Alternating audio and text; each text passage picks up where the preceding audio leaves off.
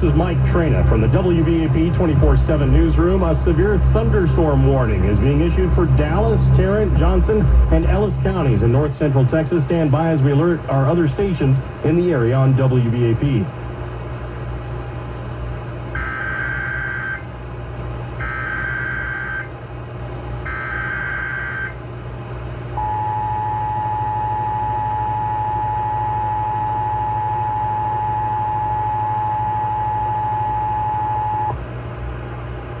We interrupt regular programming at the request of the National Weather Service to activate the North Central Texas Emergency Alert System.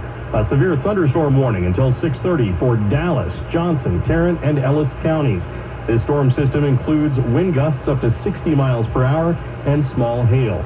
Again, a severe thunderstorm warning has been issued for Dallas, Tarrant, Johnson, and Ellis counties until 6:30 p.m. Central Daylight Time. All north central Texas stations affected by this alert are requested to rebroadcast the preceding announcement.